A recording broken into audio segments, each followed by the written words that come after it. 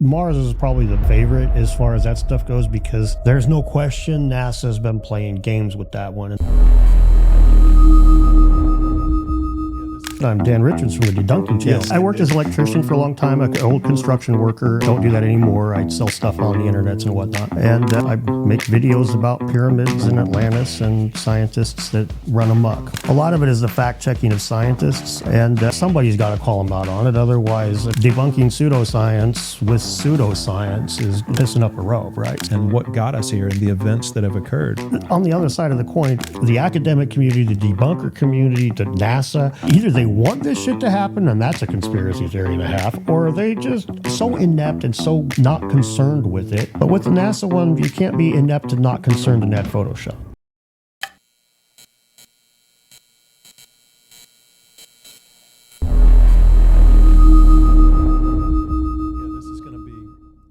Fantastic conversation. I'm super looking forward to it. Me too. You're Dan Richards. You are from the DeDunking channel. So if you could introduce yourself and tell us a little bit about yourself. Well, like you just said, I'm Dan Richards from the DeDunking channel. Yes. But yeah, I worked as an electrician for a long time, an old construction worker. Don't do that anymore. I sell stuff on the internet and whatnot. A single dad. And I make videos about pyramids in Atlantis and scientists that run amok. Cool. Yeah. And so how long have you been doing this? About a year and a half now. Year and a half. And so that's phenomenal growth for your channel, really, to be 40,000 subscribers after a year and a half. So yeah. You have a secret to the growth? Honestly, I'm authentic. I call them like I see them, and teams be damned. I frequently say I don't care if one video this guy liked me and the next video he unsubscribes. I mean, that sounds counterintuitive to channel growth, but apparently it works. Apparently people respect that enough. And so at this point, I just kind of consider the people that leave a kind of a distillation process where I don't expect my audience to agree with me on everything, but I think a lot of it is the fact-checking of scientists. A lot of people in the alternate history community don't want to dig into the papers and stuff just to see if somebody was wrong about some data point that they talked about. But in my mind, that's really important because they quite frequently misrepresent these things, or sometimes just outright lie. Mm-hmm. And somebody's got to call them out on it. Otherwise, I mean, debunking pseudoscience with pseudoscience is pissing up a rope, right? So the stuff on DeDunking is what's been some of your biggest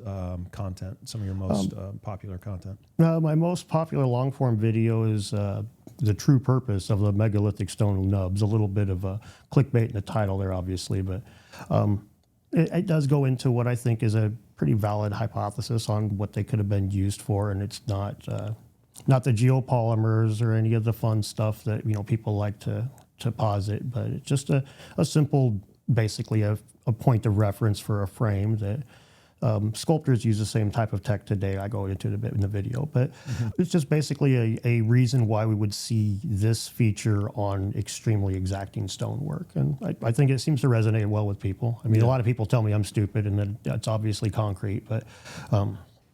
what site would we go to if we want to? Sacsayhuaman. Okay, yep. I always say Sacsayhuaman, but... You probably are pronouncing it right. Okay. I worked as a construction all my life. Nobody says that word. Yeah.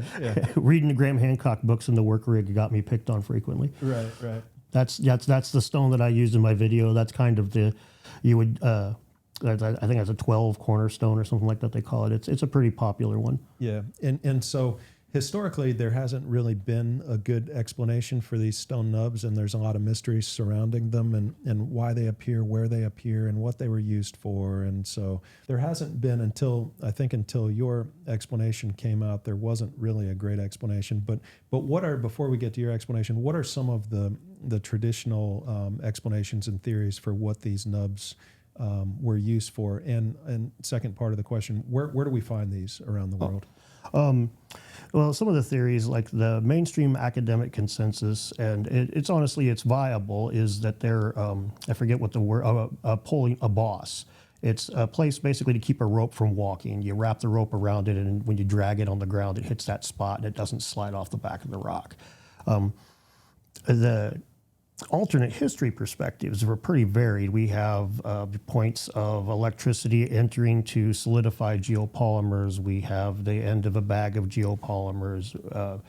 We have, giant bones is one of the comments that I get frequently, is that these are petrified giant bones and this is what's left of it.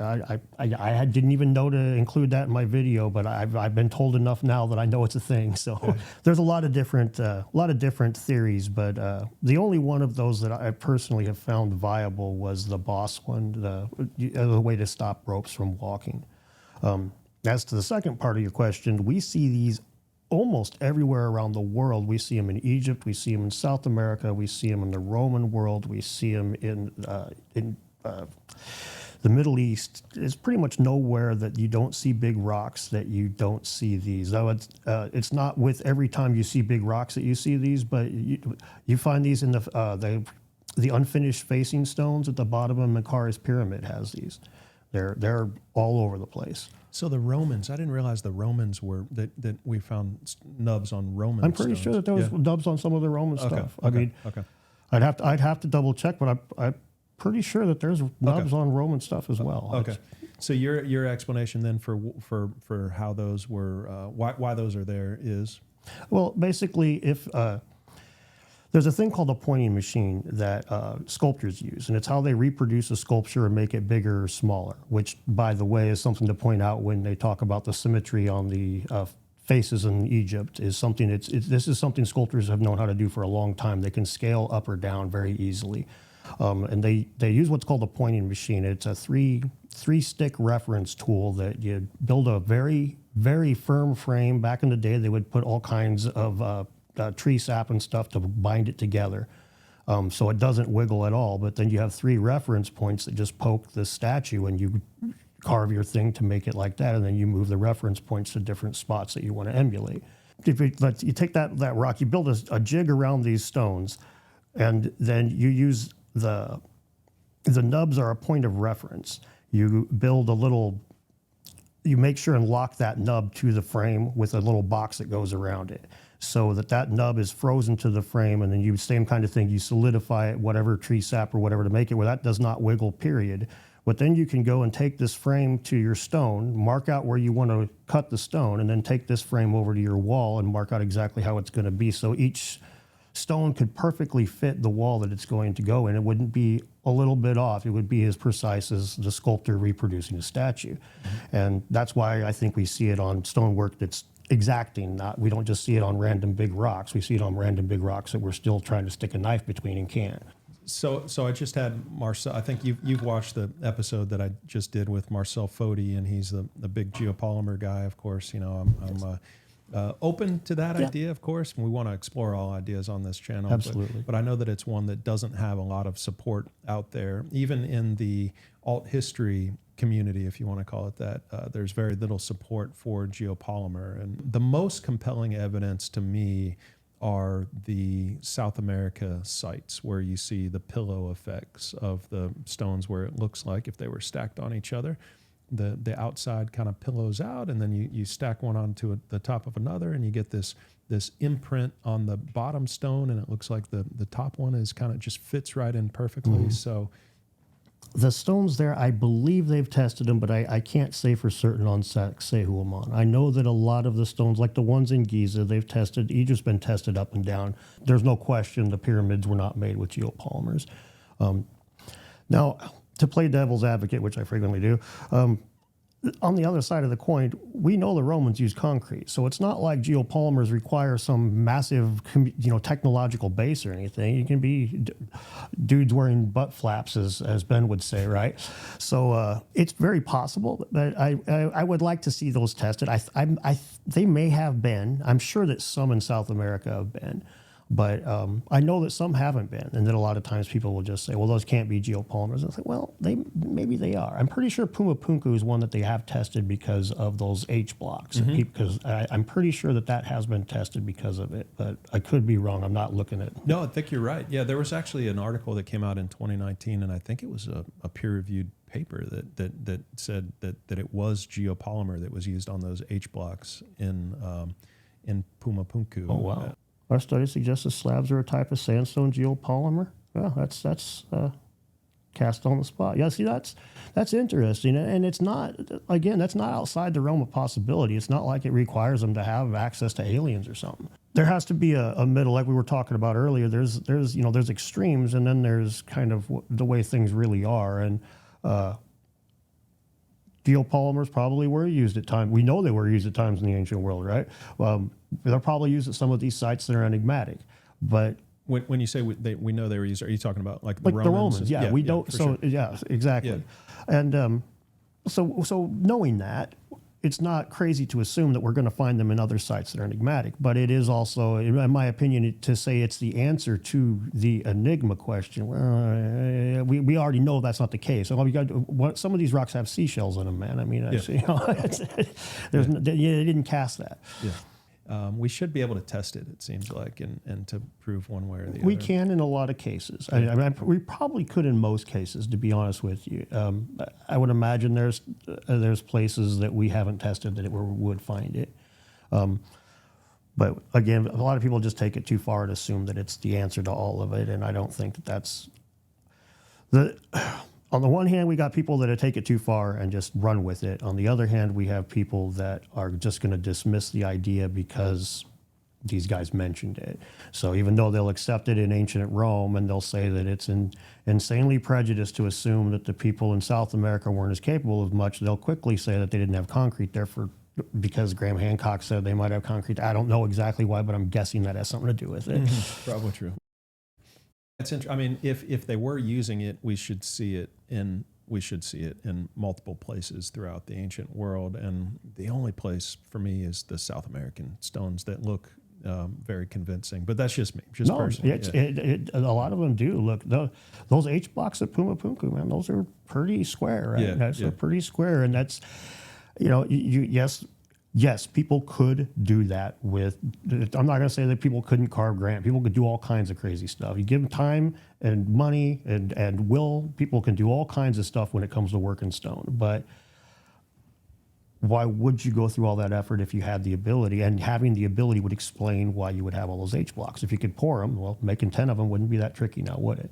And for all the people out there that say, they would look identical because they would be using the same forms. You ain't never poured concrete.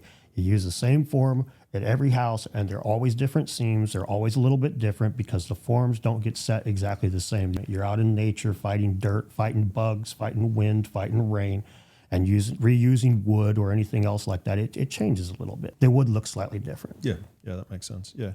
Maybe a decent segue to the vases coming off of this, because there's some discussion. I always get comments in the comment section, geopolymer on the vases, and it's like you should talk to Marcel Foti, and that's why I brought Marcel on. Even Marcel admitted that when you have multiple material, when you have quartz crystal within the rock, that means it's not a geopolymer, because quartz isn't going to be able to, unless you're putting little chunks of quartz inside of the geopolymer yourself that you've gotten from somewhere else. There's no way to get quartz into it's not going to form in a geopolymer. So that takes a lot of the vases out of the conversation as it relates to the possibility of geopolymer. But you were able to look at them this morning. You have that was awesome, by the way. Thank you. That was really impressive. Cool. Some of those are absolutely exquisite, and all of them are really interesting. You did a video on the vase topic, I think, a bunch of months, 6 months ago or so. What are your thoughts on the vases at this point, based on the work that you've seen? Well, I think that.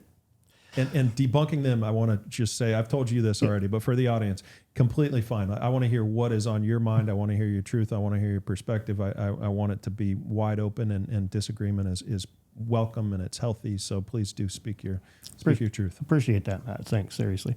I think when I did the research on it, I did notice a lot of missing data points in the scans, and I pointed that out in the video. And you mentioned that you didn't think that Chris would or that Alex would play that kind of game. And since then, I've been told by a few people that it's not uncommon for them to eliminate tons of data points when they use tons of data points. So maybe there's nothing foul at play there. It is still unfortunate, in my opinion, that it's Chris Dunn's son doing it, because it would be kind of like having, David Miano doing something to debunk it or have his son involved in it somehow on a professional level. It's like we know there's a conflict of interest here. Anybody can see that. So that's a little frustrating, but it is what it is. Ultimately, I stand by my conclusion on the end of that video. I don't think they're a product of ancient high technology, but they are proof that the ancient Egyptians had the lathe 1,500, 2,500 years before they were said to have had it.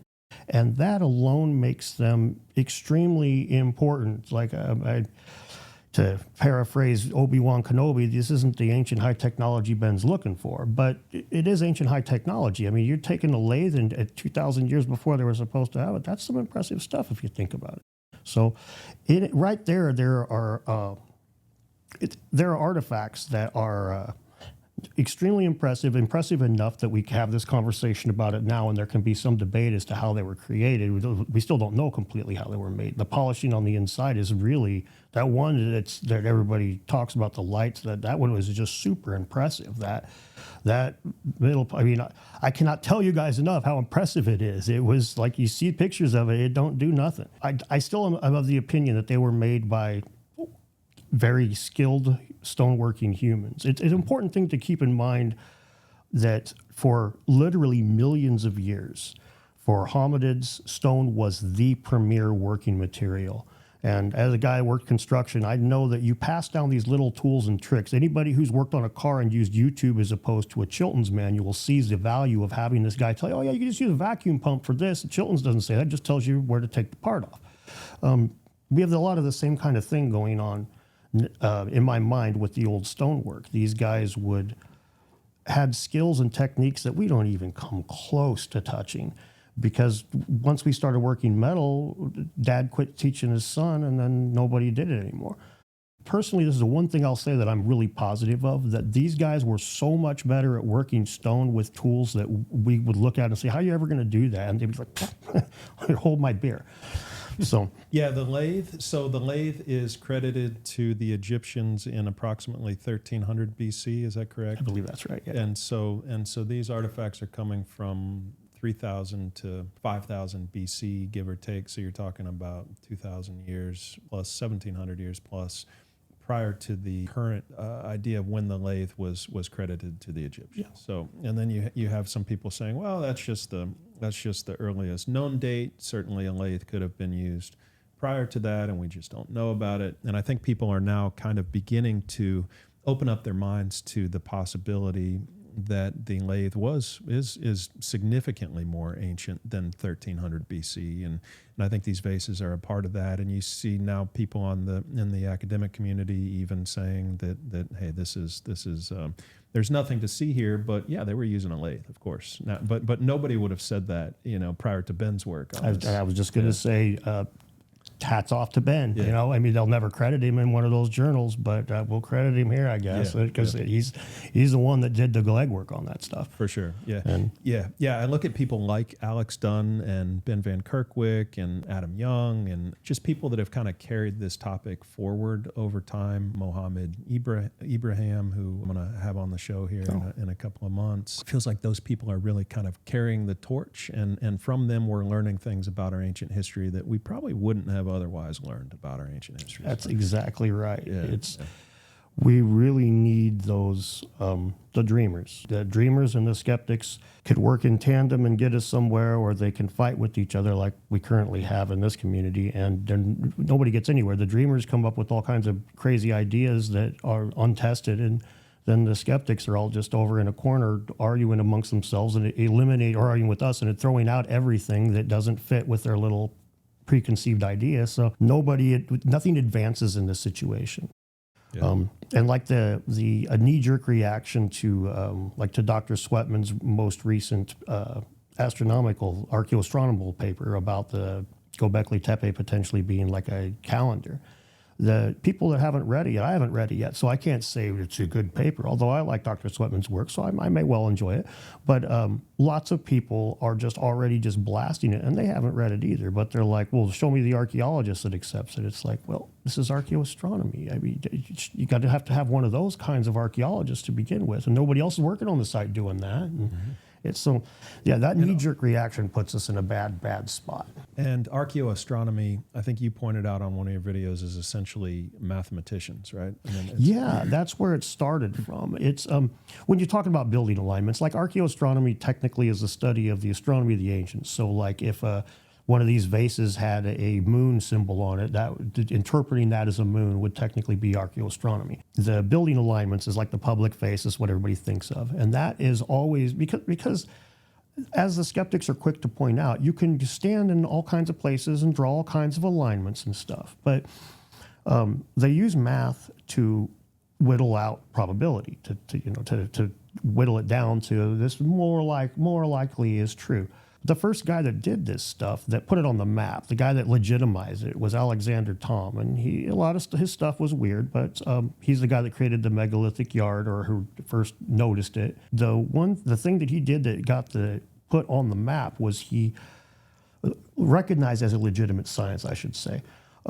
He saw a spot that you could see the sunrise in a certain way and get what they call a double sunset, and he said that there's most likely going to be an observing platform on this hill about so far up. And then when they found that, they were like, oh, look at that. And so the math had nothing to do with it being accepted as a science, but the work that he did in general, the work that has been accepted as archaeoastronomy, the work on Malta, all this work involves mathematicians coming in there and whittling at it and saying, well, I don't think that this is accurate. I don't think that's accurate. So yeah, mathematicians have been part of it since day one.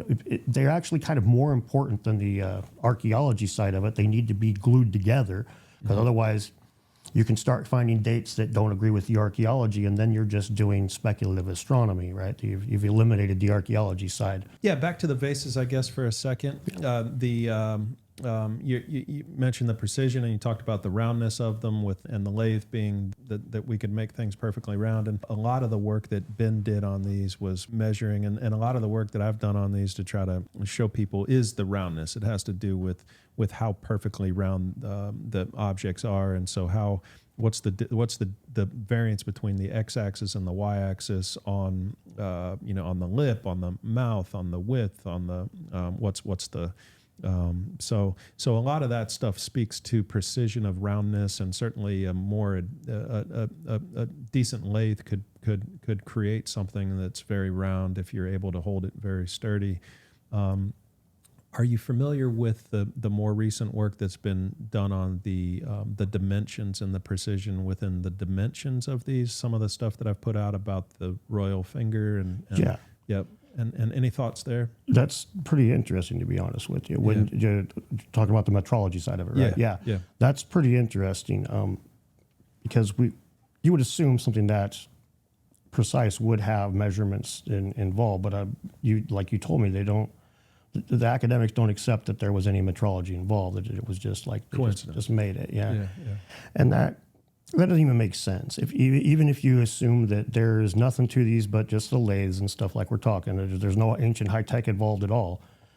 If you have a bunch of skilled artisans that they're making these things, you're going to have the occasional person that comes to them with a specific order that says, I want one that is this long, that's this tall, it's this what. And so right then and there, there's going to be involved with metrology. And not only that, but it's just going to be, that's the most craftsmen work with that kind of stuff.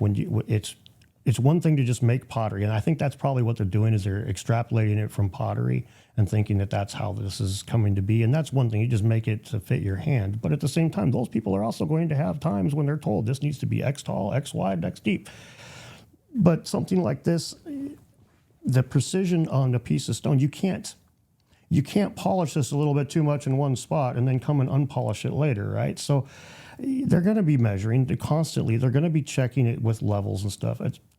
As a quick segue, they say that the Egyptians didn't have the spirit level, which is like the level with the little bubble in it, right? They didn't have a way to.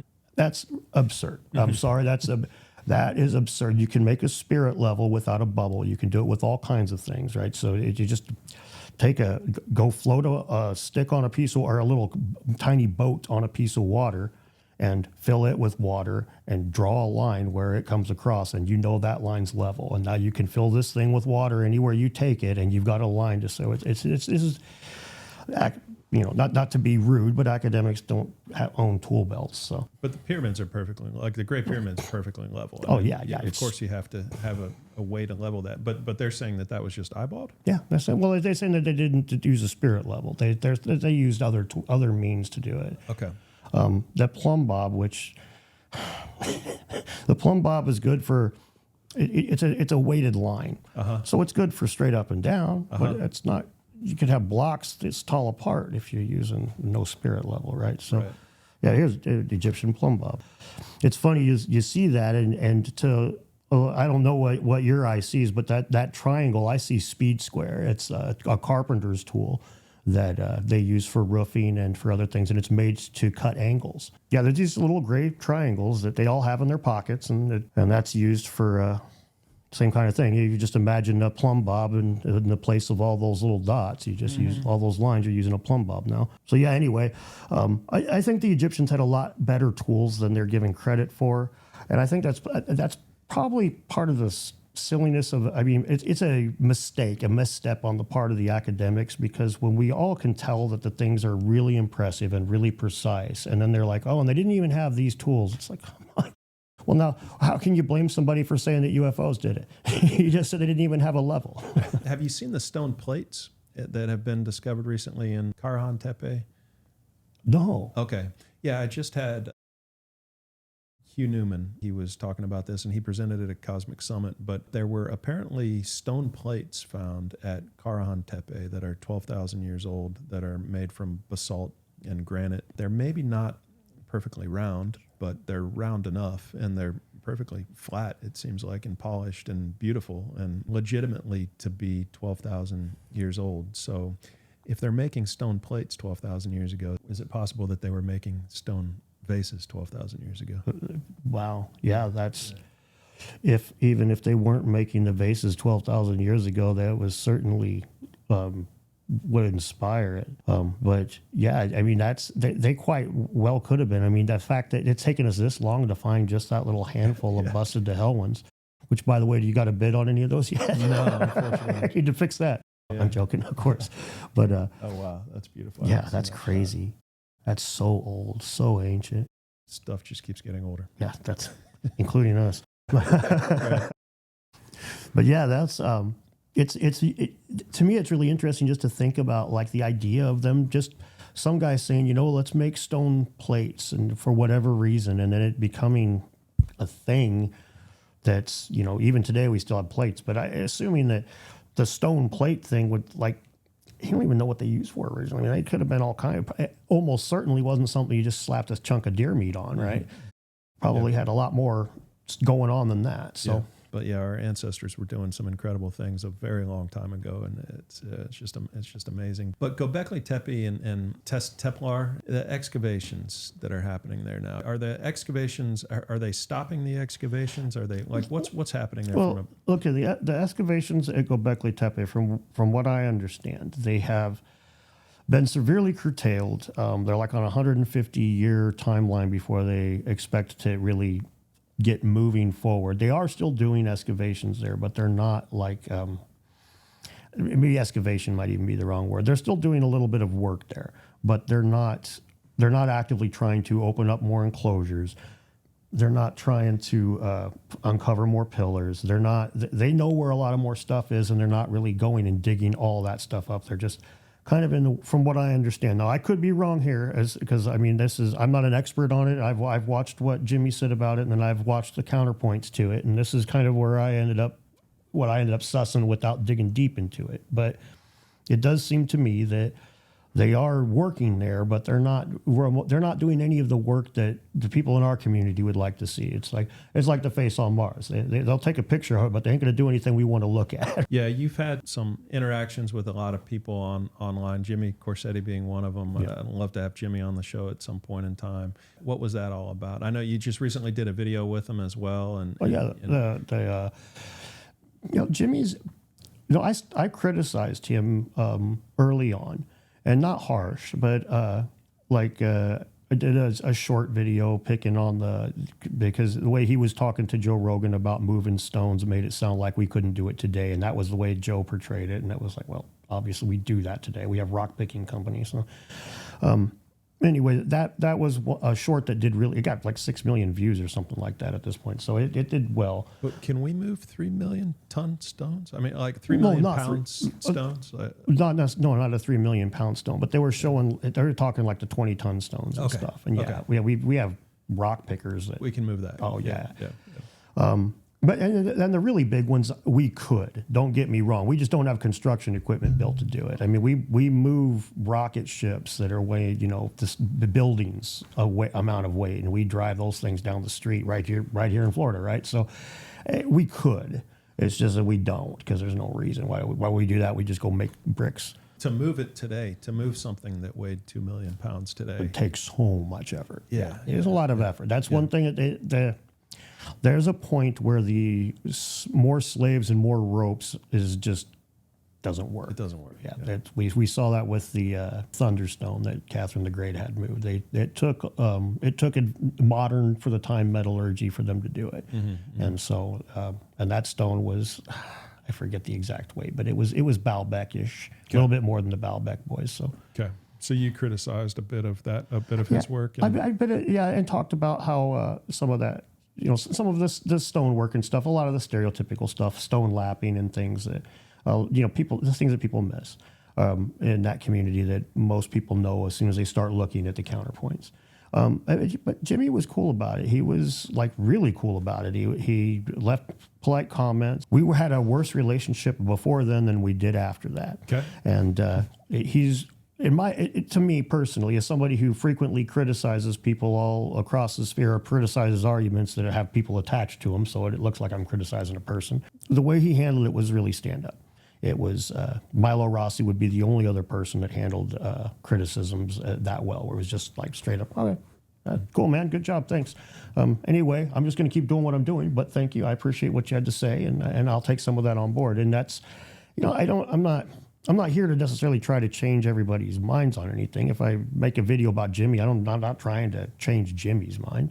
But the way he handled it was great. And so then, since then, now we did the hangout together. We've done a few, we've chatted a few times, even on the phone a couple of times and stuff. He's a good guy. A lot of people don't like him. A lot of people get all, he's a terrible whatever. And I think that's a lot of politics that gets attached to things where people extrapolate, and you can't be on either side without being all the way on either side in somebody's mind. So I think that's a lot of what happens to him.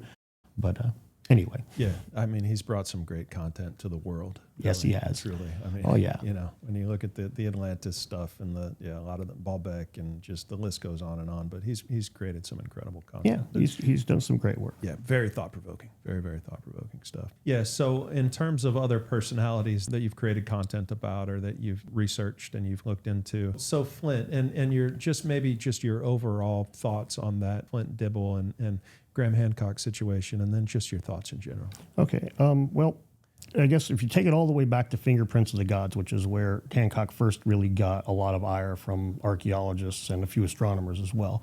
But if you read that book, you'll notice something it's noticeably missing from that you see in all of Hancock's modern stuff, and that is angst towards archaeologists. He's got none of it, because he hasn't been yelled at by any of them yet. He hasn't been screamed at by Zahi Hawass. He hasn't been called a white supremacist. He hasn't been all that stuff. So he starts off real chill, and they start throwing rocks at him, basically. And now we're at the point now where I'm speculating. I do talk to Graham a lot, but I don't hey, well, sit down on my chair, Graham, and tell me about your mom. So I'm speculating here, but I think that a lot of this has to do with the fact that when they started that white supremacist crap, I mean, he's probably done. He's old enough that when he married Santha, he was getting called a race traitor, and so now he's being called a racist. I'm sure that's just like, if that was me, I'd be done. I'd be like, man, we ain't even having conversation. The fact that he would even engage with Flint, to be honest, is kind of amazing to me at that point, because I wouldn't want to sit in the room with somebody that said that kind of crap about me. So I think that's a big part of it. There's a lot of anger. Guys like Flint, they bring this. He's so skeptical that you can call it cynical. The undulating serpent at Kolkokan is the best example. The temple of Chichen Itza, that pyramid that's got the snake head at the bottom, and during the solstice or the equinox, the snake looks like it's crawling down the side. Super well known, super famous. Most people that don't even know anything about it would look at it and go, oh, that sounds intentional. It only happens on this time of the year. Okay, sounds cool.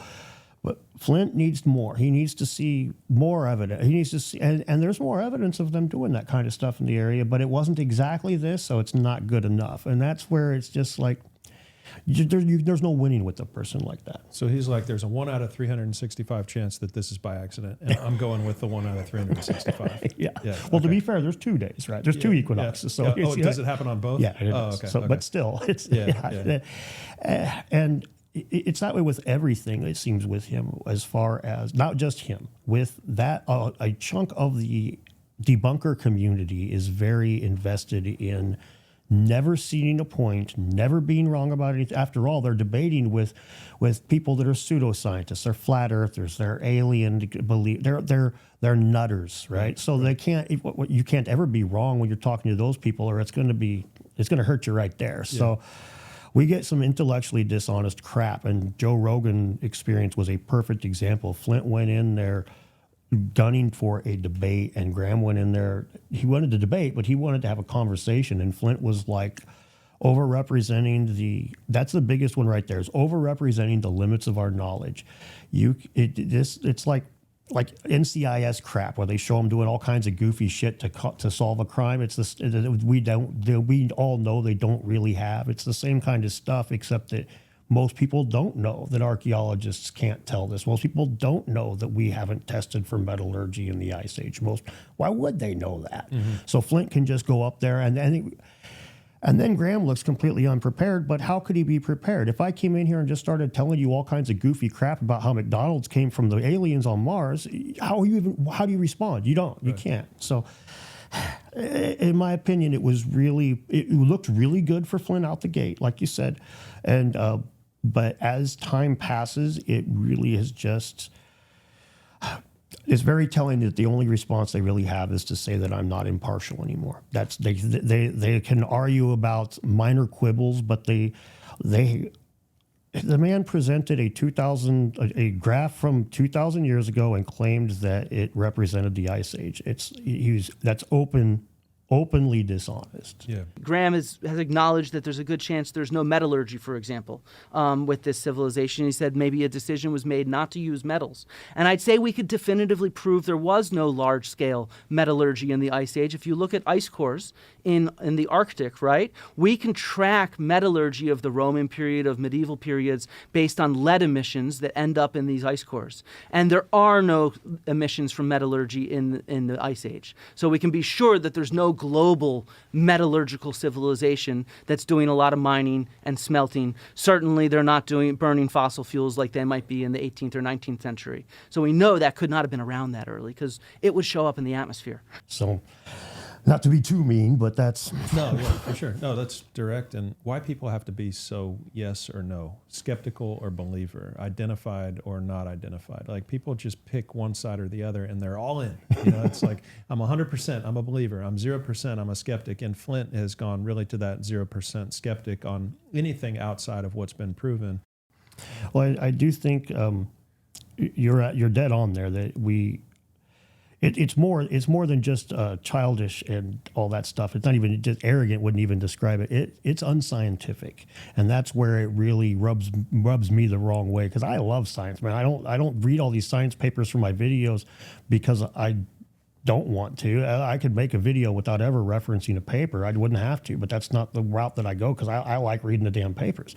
When they take it to the extreme where, like you say, there's zero chance of it. Well, it's like, man, what good are you? If it's your job to investigate this shit and you look at it and just say, no, what good are you? You're no better than the person who says God did it. We find out nothing because of your bias. Mm-hmm. So if you aren't going to roll up your sleeves, just go away is my opinion on it. But to be very point blank, Ben has done infinitely more work on those vases than Flint has. Flint said plenty of words about them. Mm-hmm. He has not done jack shit.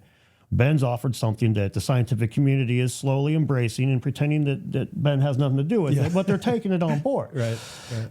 So that's, there it is. We have, and that's probably part of why they're so angry, I think, is that, like I mentioned to you earlier about, we were having breakfast about history for granite, and he had measured the chimney of the Bent Pyramid better than photographed it better than has been photographed for like 50 years. He goes to Egypt I'm presuming for the first time, thanks to his channel doing well, and he comes prepared. He didn't just take pictures in front of the pyramid and post it on Instagram. He went in there and did work. And then Flint Dibble himself, I've seen him tell history for granite point blank, you go have fun with your YouTube channel. I'm going to do real archaeology. But when Flint goes to Egypt, he poses in front of the damn pyramid and takes a picture and puts it on Instagram. It's like, come on, dude. Not literally, but pretty much. It's nothing at all compared to what History for Granite's doing. So it's kind of, that has to, a speculation here on psychology, but that has to rub them the wrong way, and it has to be part of the reason, I think, as to why they're so quick to be like, because you step in and give them an explanation. That's you're stepping in their toes now, right? Mm-hmm. So You might call it a house of cards, or you might just call it a story of our history. But I very much respect and appreciate the academic community and educational systems in general for continuing to educate people about what we think the most likely possibility for our past is, and what got us here and the events that have occurred. And they're continuing to carry that story forward, which is very valuable for humanity, for us to really have that baseline of, hey, this is the best explanation for reality that we have right now, but to go off onto other areas and to explore and to say, well, is this possible? Is this possible? It's very healthy. It's about the healthiest thing that we can do to learn more. And when the people who are constructing this story are saying, no, this is it. This is the truth. There is no, you're crazy if you think this. You're pseudo if you think that. That's very destructive. It's very dangerous. It's very egoic. And it's just unhealthy if we want to progress, and if we want to learn more, and if we want to unite, and if we want to learn from each other and bounce ideas off of each other. And so I know that for you personally, in a lot of your work, as you've attempted to communicate with people and to try to show an unbiased, and to try to dig through what's true, what's not true, what's real, what's not real. You've really done a wonderful job of being unbiased and attempting to dig through some of that crap, some of that ego, some of that stuff that just divides and separates us. So I think it's really cool what you're doing, and to do that sometimes it's you got to expose some ugly. You got to expose some stuff that's just like, this person was lying, and that's just, it's just it is what it is. It is what it is. Yeah. You just got your comment section filled with people laughing at you for saying that I'm unbiased. Ever since I called out Flint, all the archaeologists have decided that I was never unbiased. This was a plan. I was a big grift, whatever. Sure. Yeah. But thank you for what you're doing, I guess. I want to say that thank again. you. I appreciate that, Yeah, man. it's important. It's important stuff. A lot of your work has been attempting to find truth where there are some questions about what is the truth. And I think that another example of that is really Wikipedia. And when we talk, a lot of people think Wikipedia is like the end all be all. It's like we can go there and learn. And so I'd love to just get your download on that. And thanks.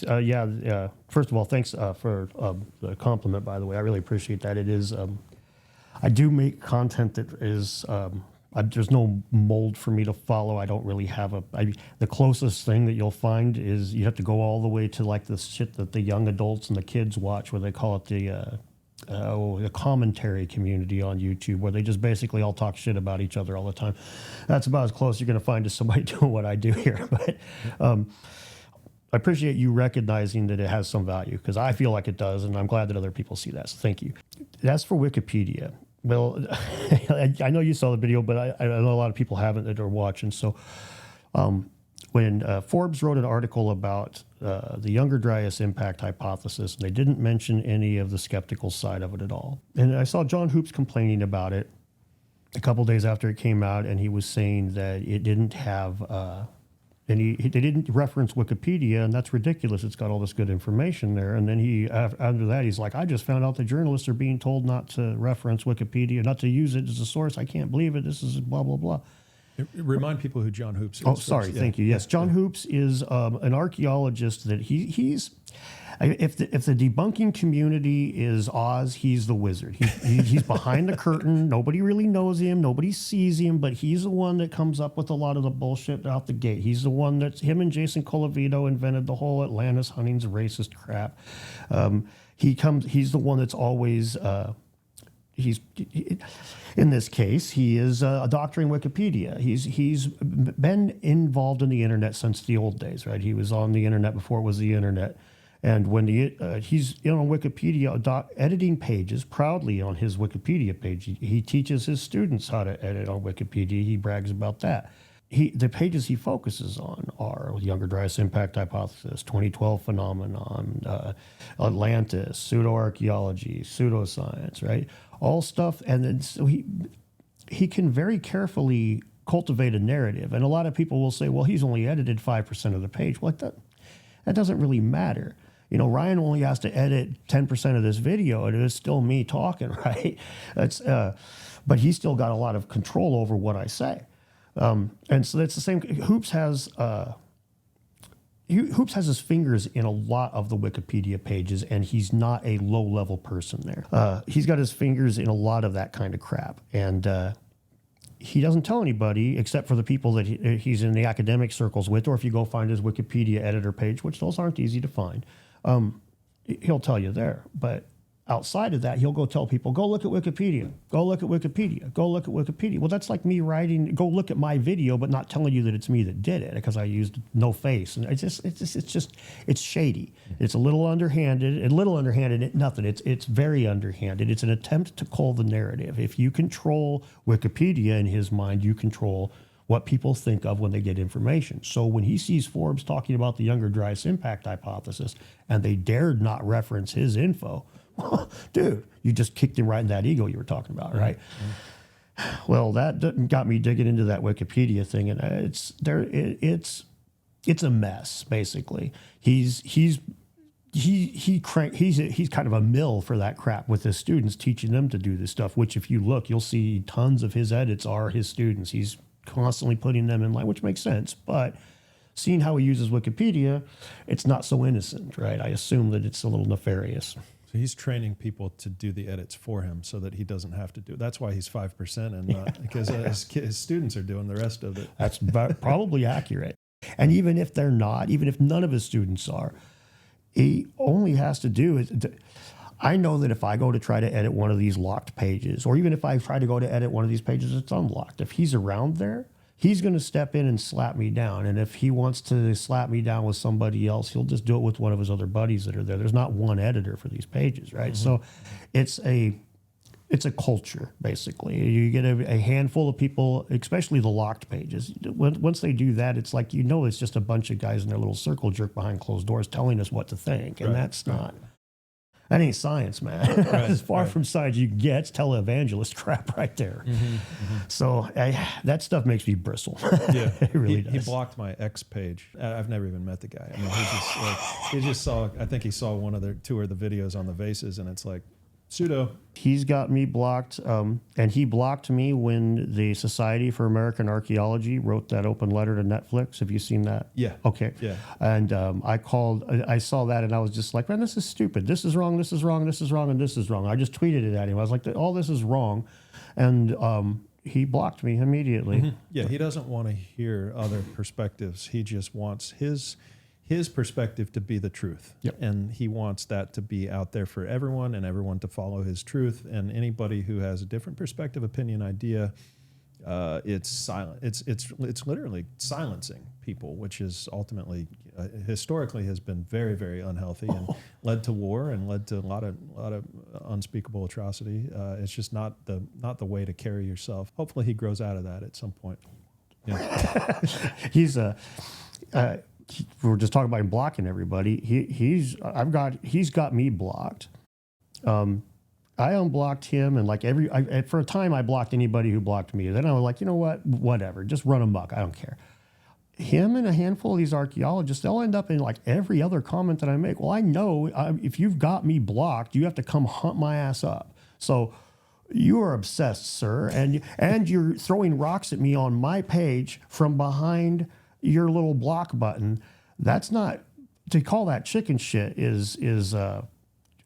that's underhanded, man. Yeah. That's like me talking crap about you and then not allowing you to talk back. That's what he's trying to do he encourages other people to block everybody. If you'll notice, Flint's got a lot of people blocked. So what have been a couple of the most egregious things or just outright false things that people should know about that exist out there due to hoops and Wikipedia? The first thing that is important to note is that he is very careful with the language. If you read the Younger Dryas Impact Hypothesis page, it's the proponents believe, the proponents believe, the proponents believe, but the debunkers have found, the skeptics have discovered. It's the very subtle kind of thing that any good salesman would know, would recognize immediately what's going on here, but a lot of people don't. And but that's on the subtle side of things. On the more egregious side of things, we've seen him eliminate some of the data from the things where he's just not going to mention that certain papers have been published. He's just not, especially with the Younger Dryas, there's a whole lot of information that's missing there. And again, he's not the only editor on the page, but he is actively editing it enough that he complains when it's not cited. So I would assume that he's aware that a lot of these newer papers aren't covered. And if they are covered, it's very, very unfavorable. So that basically setting it up where you can only see things in a certain light unless you take the time to dig through it. And if you're going to Wikipedia, chances are you're not a digging type. You're just there to look. Mm-hmm. So he's got it. One of the things that these guys do that they're very careful to do is to try to make sure you can never accuse them of outright lying. That's why the Flint Dibble thing with the Joe Rogan's gone over so bad with them, because I can't accuse him of outright lying.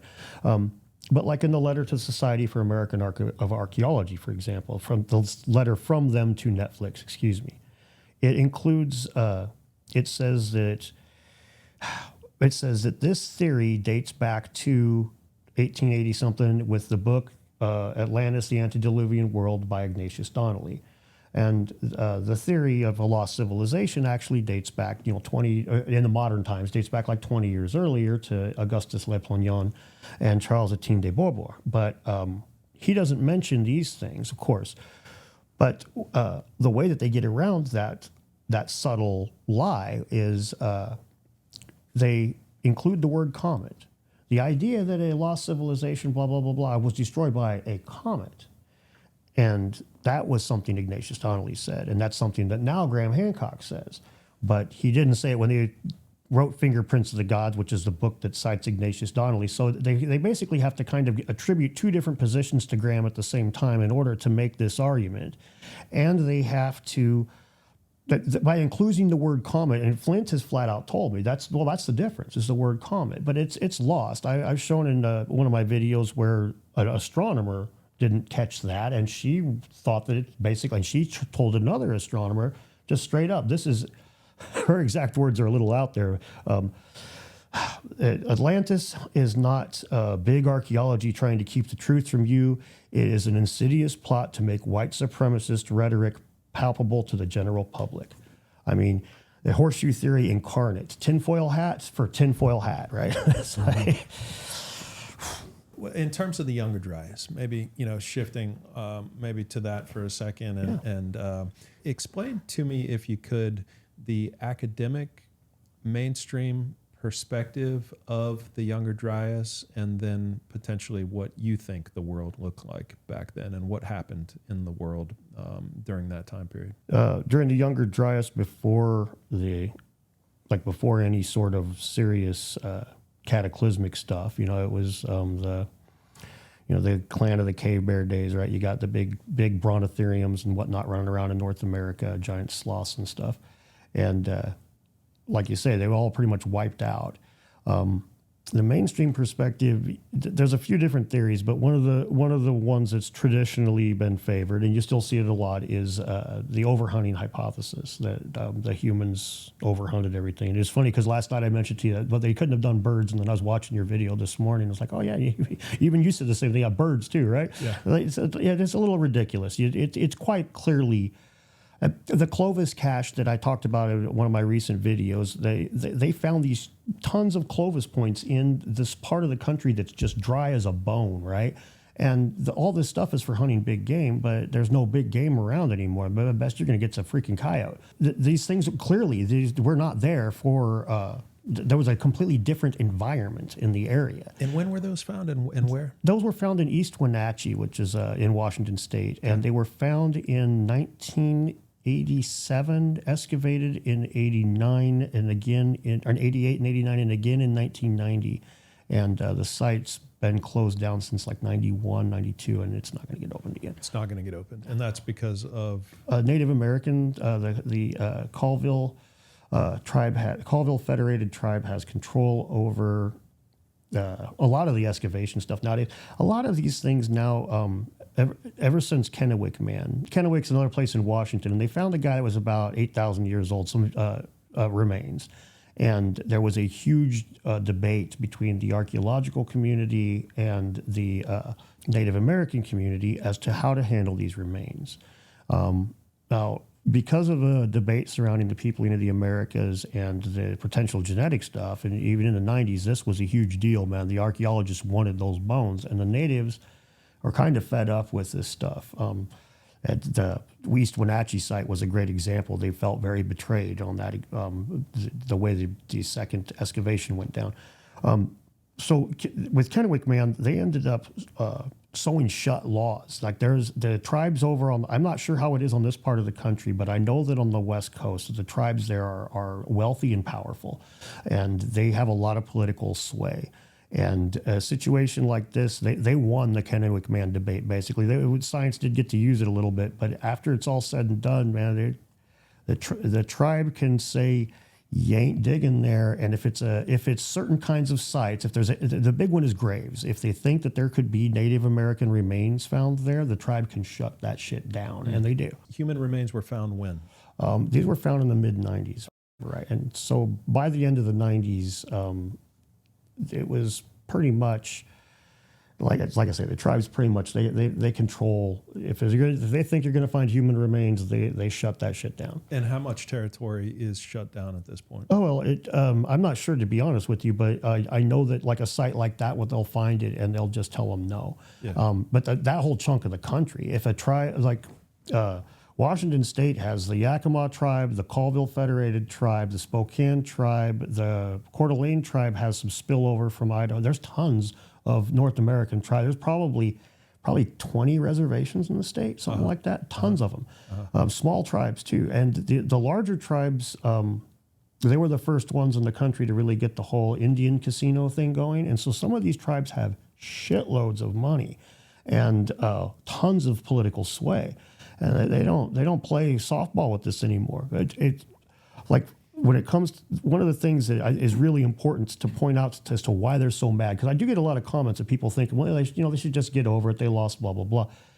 There's a lot of people that are alive today that are old now, but they saw in a museum their grandpa's grave goods that they watched him get buried with.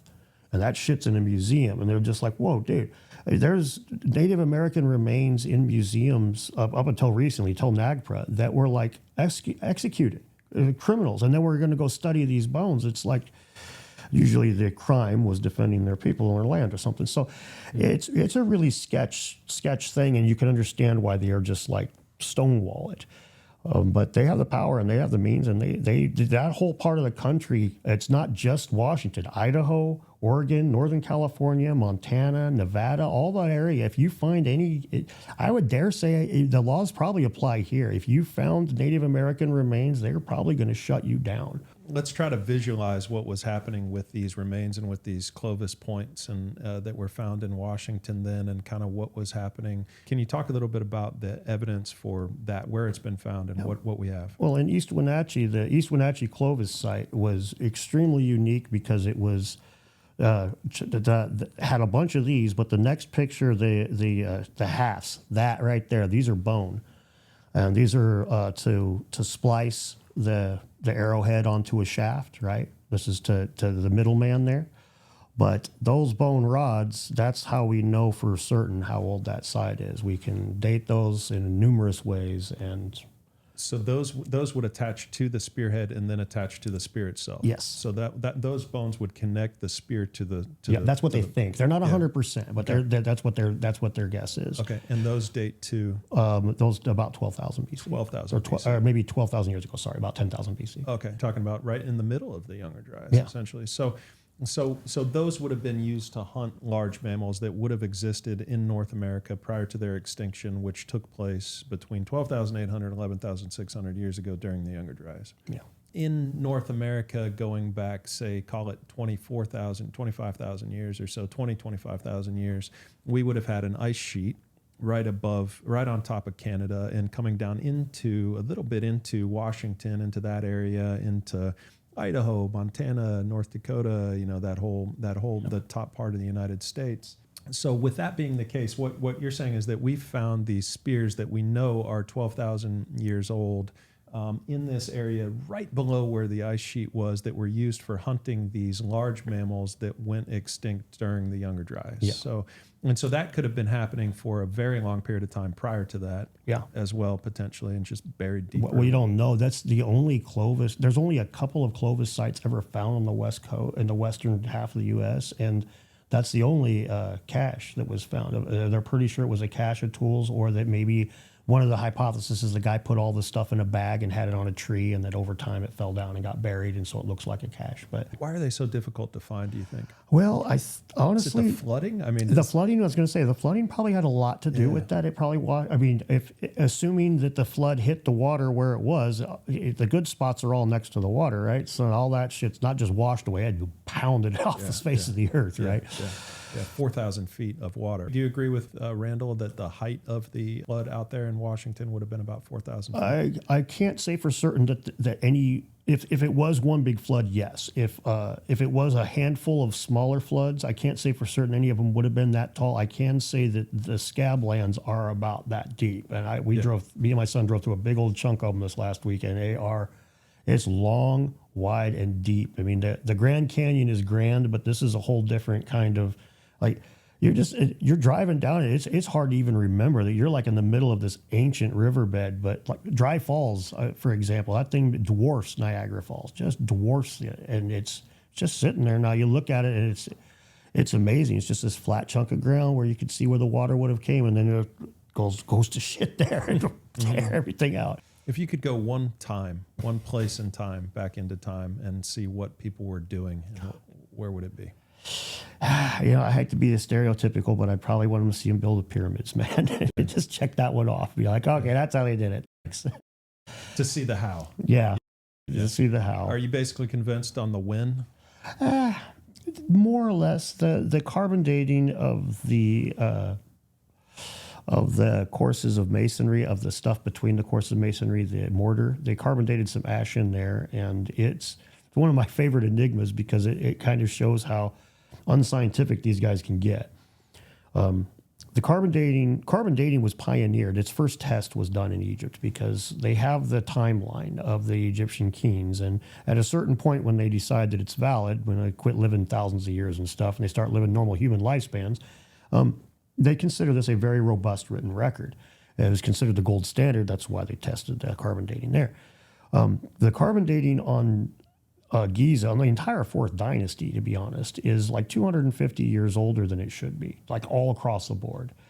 So how do they reconcile that one? Well, they claim that they burnt a bunch of wood at one time. They were using old wood. They would burn these a bunch of wood at once and use this as ash for all these different things for these projects over time. But that wood was scarce, so they had to burn old wood, and they did a lot of it. And it's kind of an excuse, basically. It's a way for them to just ignore having to reconcile these two data points.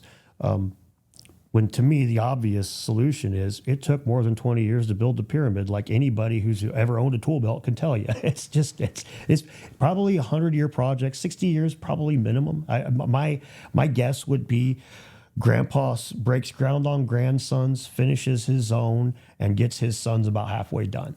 I think each pharaoh had 3 going on at a time.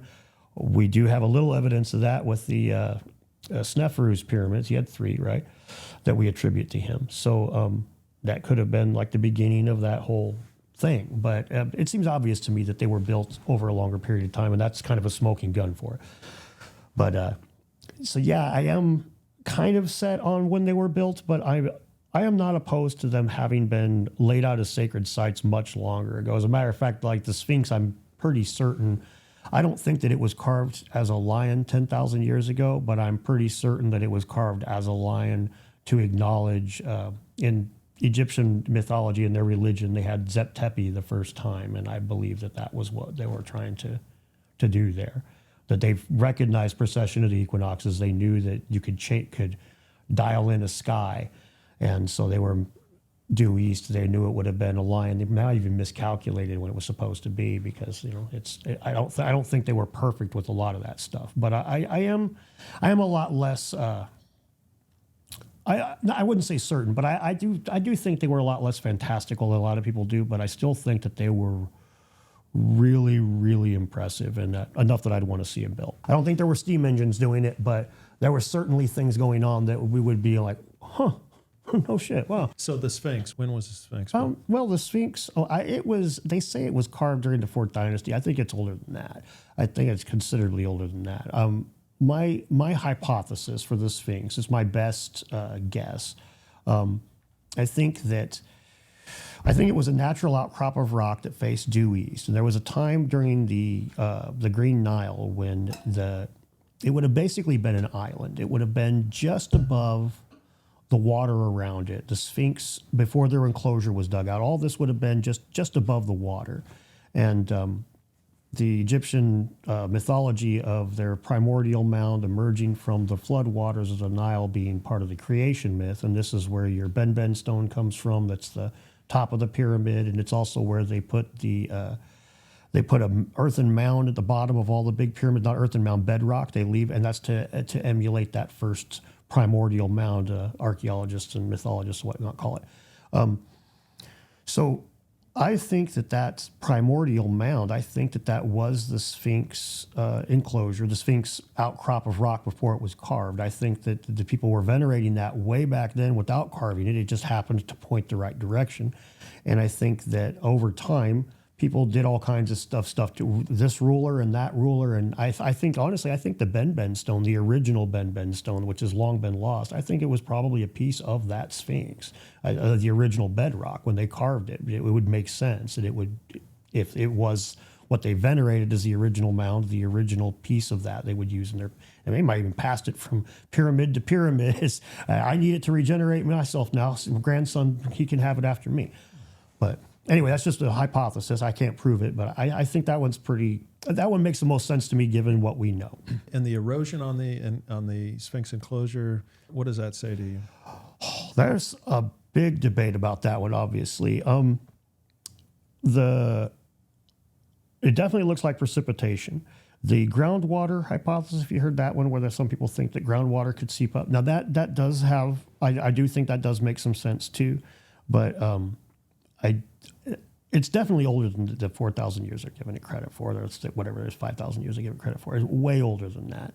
I would probably 6, 7, 8,000 years, somewhere in there is when the enclosure was probably dug out. And I think it was one of the first things that was done in the region, that it was kind of ground zero for the whole religion. And what's the most interesting thing in your mind about the pyramids? The Great Pyramid. The most interesting thing in my mind about the Great Pyramid is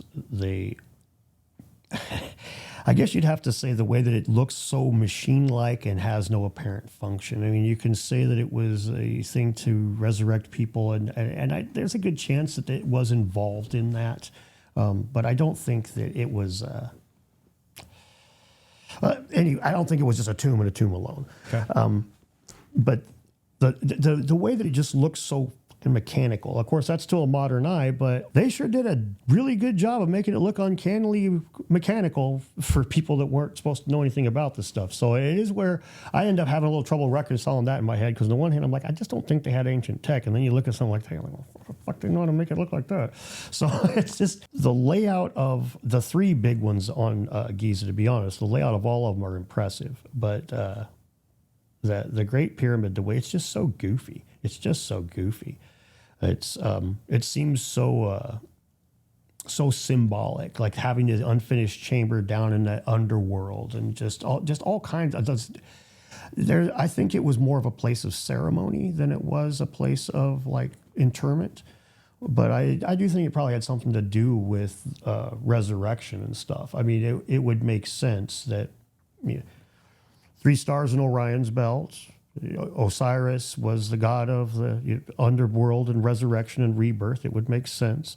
And as a quick aside, there's a lot of not a lot. There's an archaeoastronomer, Vincenzio, I think is his last name. I'll have to find it, but he's wrote a couple of papers on the Orion-Giza correlation, and he's a professional astronomer, not a woo peddler by any stretch, and he found it to be a 4th dynasty correlation, not a 10,000-year-old one, but he's pretty robust work that he did there. But at any rate, the correlation has been accepted. So whether you want to go to 4,000 years ago, 20,000 years ago, 10,000 years ago, the correlation has been accepted by real astronomers, but they had to kind of get past the fact that Graham Hancock talked about it first and just ignore that and just do the real work. And oh, look.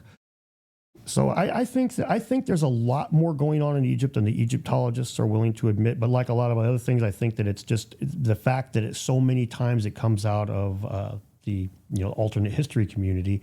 They just have a knee-jerk reaction to it, and it gets ignored, and sometimes just never even addressed. It seems to me like the people have been wondering about the pyramids since Napoleon's time, man. Right? Mm-hmm. So the only other thing from Egypt for me was that plate that you were talking about that has the circles in it, and you had some interesting speculation on what that could have been used for. Well, I think that a good possibility is that. Okay, first of all, I'll describe the plate real quick. It's a plate with concentric rings. Kind of looks like a target. Alabaster. Yes, there you go. And I think that it's a possibility of a hypothesis that they might have used concave mirrors to measure the perimeter of the pyramid in order to square the thing. There's a number of methods to square things, but the things that work in geometry on paper tend to not work with ropes and sticks and stuff. I mean, nature's, the humidity, wind and stuff. And there's very small variation on the pyramid. So just a little bit of humidity and wind, and it's really dummy accurate. It's the kind of thing we would have to use a laser to get today. But of course, they didn't have lasers then, in my opinion. So I think that they might have used a concave mirror. And if you take a concave mirror, it projects, it has a focal point, and it'll project a circle of light similar to a magnifying glass where it will burn something. It's a hot little circle of light. Well, that circle of light is always the same distance from the mirror. It always has the same diameter at the same distance from the mirror. If you're this close to it, it's that big around. If you get further away, it gets that big around. Well, I think that if you take a concave mirror and one of those plates, they could use that to measure distances. They'd have to calibrate it, but if you fill in that inner circle with light, it's X feet away. You fill in the next circle, it's X feet away. And this would give them a means to measure things like the pyramid and square it without having to fight nature or the big mound in the center of the thing, which is typical construction thing. And they measure the perimeter and then they measure across the center, but there's a huge amount of dirt in the center, so they can't. So that you can't be squared in a traditional construction manner. Yeah, I've seen that plate in some of Ben Van Kerkhoek's videos and have always thought it was interesting. And we always talk about the functionality of some of the ancient sites and artifacts that we find. Could there have been a functionality to it? So this one was super interesting. So the idea is that you've got the sun in the sky, you've got a concave mirror that you would just probably stick into the ground somewhere and just focus in a specific direction. And then the sunlight bounces off of the mirror. The mirror hits this plate that might be standing 440 cubits exactly. away, Yeah. and then you'd be able to measure that distance to that point in space, and then turn the mirror, find the other point that's 440 that way, walk over to that point, you find the other point in the corner, and potentially that could be a way that you could create the base perimeter of any square object, I guess, right? Yeah, you could do it with a lot of things. It would allow, if you could do that, it would allow allowing for exact measurements like that. You could make sure your pyramid was the right height, even potentially by shooting from the base up to the top or vice versa. You could also always check your work, which is a huge problem with a lot of these things. Once you get going, like the system I just described to you, where you measure across the center. Well, once you get going, buddy, you ain't measuring across the center no more. But with this, you can break it out every day, check every course. So it would need to be tested, because I don't know. I know the function of the stuff. I've looked at the math, and I've talked to a couple of guys that are physicists that know the stuff, but none of them that were into optics. And they said that's what we really need to talk to, is a guy that's into optics. But the idea, anyway, to me seems sound. But it would have to be tested. And where did the idea come from? The idea came when I saw the plate, and then I've already been looking at concave mirrors and stuff, because the ancients were, they had those. And honestly, I do a lot of when I think about things like that, the same as the megalith stone nub ones that we talked about earlier. I just kind of try to solve the problem with what I know they would have had available. And I'll look at what the archaeologists say, but I don't concern myself necessarily with what they say specifically they had available. Like Ben's vases, they had the freaking lathe a couple of thousand years before that, man. Come on. I just concern myself with just general levels of technology. So we know they had a mirror. We know they could make concavities. We know they were capable. We got this plate. If you put those together, there is a potential way to do the job. So I guess reverse engineering. Yeah, cool. Yeah, it's interesting. That part of the world is when you look at the structures in Egypt. Obviously, you look at the Taş Tepeler. You look at all the Göbekli Tepe and Karahan Tepe and all of those sites, and you look at the underground cities and Derinkuyu and those other places around the world. I mean, there was something going on. There's a lot of people work over there, and a lot of stone work for an extended period of time. That how old really is some of that stuff, and how sure are we about how old some of that stuff is? I think Derinkuyu for me is one of those that's it just screams of underground bunker. Would humans really go underground into stone if we didn't have to? Is that forced upon us because of the conditions above ground? And now that we're learning more about what happened during the Younger Dryas and kind of putting those dots together, I think it should force a rethink of how old at least sites like Derinkuyu are. Have you done much research on that site? Derinkuyu? Yeah. Enough that I think it's probably the best example, one of the best examples of archaeologists and debunkers overstretching our knowledge because they try to pin it on the Christians or the Byzantines or Byzantine Christians or some guys. We drive it further back to I forget who it was, but there was somebody else they tried to pin it on from a few thousand years ago. But from a logical perspective, the oldest tunnels are the closest to the top. This isn't a room with furniture. This is a freaking cave. You can sweep the place basically devoid of dirt. And again, it's an empty cave, so it's not like you go spelunking and you find a quarter on the ground and you pick it up and walk away. Well, that happens 20 times there, and there's no evidence of who built the place. It's gone, and it's never coming back. And if there's no written, it's done. And that thing could have been carved by cave bears 10,000 years ago, right? I mean, the original site, it could be freaking vastly old, and we have no way of knowing that. that's the first thing right there, is that we really have no way of pinning a date on that bad boy. We have no way for it. Now, we know there's a lot of the features do seem to be military in function. Those doors, even though they're too soft to like block out an army, put me and you besides one of those doors, you holding the thing and me swinging the sword, and we'll stop an army long enough for our family to get out, or for damn sure. And so, especially with another door behind that, another door behind that, and a maze, game, set, match. So those are definitely military in my mind, those doors. But the origins of the cave almost certainly would have to have come from either hiding from the environment or hiding from like somebody going around just tearing the entire area apart, Attila the Hun or somebody. But even then, it's like, man, hiding in a cave is not as... it's a good place to hide as a last resort. The fact that they got a whole city set up down there, that's where it's like, God, you got granaries and places to park horses and shit. Man, you're getting pretty... They had places to make wine. They had places it was ant farm. And that's a real... I believe that one's a real cross section of what they knew at the time. That might not be it, but there's a couple of them that are around and yeah, they're massive and so many different places for so many different things that it was definitely built to live in, not to just hang out in sometimes. Yeah, well, cool. Yeah, good stuff so far. Let's shift to the other side of the world for a second. We talked a little bit about the stone walls in South America earlier.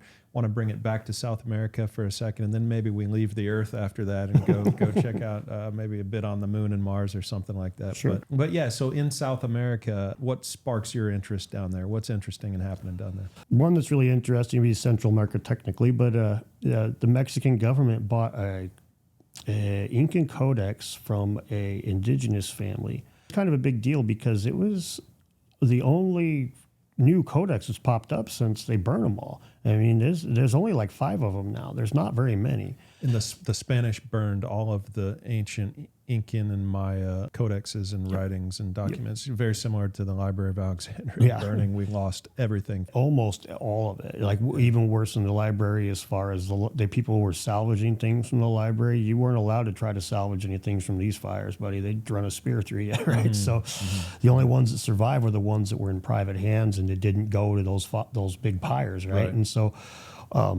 So this was one of them. This was one of them, and it's been sitting in the same family's hands for like 500 years. And it took like 10 years for this Mexican government's anthropologist lady, I forget her name, but it took her like 10 years to negotiate and get this off of them. And they paid them quite a bit of money.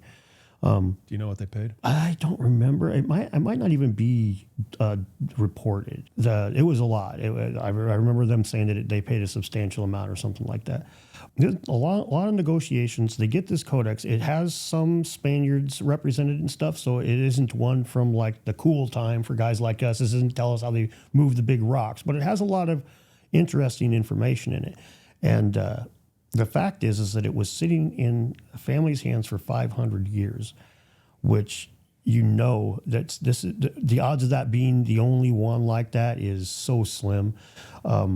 There were so many artifacts that were written about of like I mentioned to you at dinner last night. There's an Inca artifact that was supposed to be a bracelet with a concavity that was used to light ceremonial fires with the sun. They would use the sun in this little concave mirror on their bracelet and light tinder with it. Well, this is lost to history like so many other things. There's a really good chance that this is in private hands, that one of these families has a lot of these kinds of things could be in private hands, and there's no reason to think there wouldn't be at this point. 5 years ago, it would have been very speculative for me to say that. At this point, I think the shoe's on the other foot. It would be pretty speculative. We know that at least one family did it. It's pretty speculative to say that that's not other people doing it. I mean, whether they did all by themselves, I think their neighbors probably did something similar back in those days. Probably everybody that had the means once they realized they were burning that shit, I bet everybody was hiding it. So there's probably 100 of them out there. Just off the top of my head, I wouldn't be surprised at all. Could this have been created after the burning, if the Spanish were there? It could be feasible. This hasn't been in the hands of scientists long enough for them to I don't even think it's fully translated yet. Okay. It certainly wasn't when I looked at it a few months ago. I mean, I'm sure they're going to do all the authentication and whatnot. Yeah. Difficult to translate these things? I'm not sure if it's as much difficult as it is time consuming. There's only one thing I've learned a lot about. One thing I've learned is frequently applicable in the scientific community is there's only a handful of people in the whole damn world that can do this stuff. Like the ice cores, man, there's like a half a dozen people on the planet that are like qualified to do a lot of this work. And so it's probably the same thing here. There's probably a lot of people that can read the language to a degree, but when you actually translate this and drop it into the Western lexicon, yeah, you're probably going to have, they're probably going to want somebody that's got, is good at it. The Amazon's a really interesting one because of the number of food-bearing trees and stuff there, the black soil. There are these fields that have these big canals dug all over the place. You've seen these? Mm-hmm, mm-hmm. And they couldn't figure out what it was for because they were way too big for irrigation and nonsensical for irrigation. And archaeologists figured it out like 30 years ago, 40 years ago, that it was a heat radiator, that it stored heat in that water and kept the crops from frosting for like an extra 2 weeks. And that was, that's the kind of stuff, but you don't figure that shit out in one day, right? Now you go by the river and you see that the crops aren't as frosted next to the river as they are up the hill. You may figure that part of it out, but the figuring out of how to make your garden, so all that, and then irrigating that's public works. And this is done in a place that's barely farming at the time. So these kinds of things are kind of pretty interesting, where the Amazon, much like Göbekli Tepe, is very enigmatic as far as it does not follow the linear stuff you would expect to see at all. Anything on prior episodes of Limitless that you've been able to check out that you could either debunk or add credibility to, or anywhere in between? What material content from Limitless jumped out to you as noteworthy? Well, a lot of the stuff is noteworthy, but I wouldn't really have a lot to add to it necessarily. Like the one with Ben was great, right? But there's stuff I disagree with him on, and that's fine. The ones that were stuff that kind of jumped out to me, the one with Marcel, mm-hmm. where he talks about the geopolymers. There's a couple of things he said there that were factually incorrect, and that's where I don't think he was lying. I just think that he hasn't bothered to do the research or doesn't quite understand. Maybe some of it's a little bit of a language gap, but when he talked about this mass spectrometer, that was when it was like, that was what he said there was just wrong. A mass spectrometer, he said that it didn't read carbon or oxygen or all kinds of different elements that he was saying that it's blind to. And that's not accurate. A mass spectrometer uses an electric charge, and if it can blast those atoms with an electric charge, it can read those atoms. So basically anything that can be charged can be, which is anything. So a mass spectrometer isn't blind to any element, but I don't know.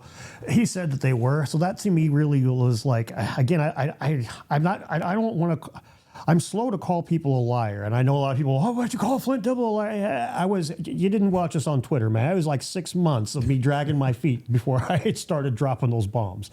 I'm slow to, but this was definitely something that it's very important to his hypothesis that science not be able to test those stones, and so science can't test those stones no matter what, is what it seems like his position is, and that's not true. That with mass spectrometer, they can absolutely, lots of the stones that he posited are, that especially if you follow him on X, he'll talk about Baalbek and the pyramids and a bunch of places that we know for a fact they're not geopolymers. Now, there's plenty of places, again, like we said earlier, there's plenty of places where they well could be, and that's where Marcel kind of frustrates me a little bit, because like pouring the Easter Island heads, implying that the Moai were geopolymer. Man, they're in the quarry still. Man, come on, we know how they got these things. They didn't pour all the bedrock and then start quarrying it.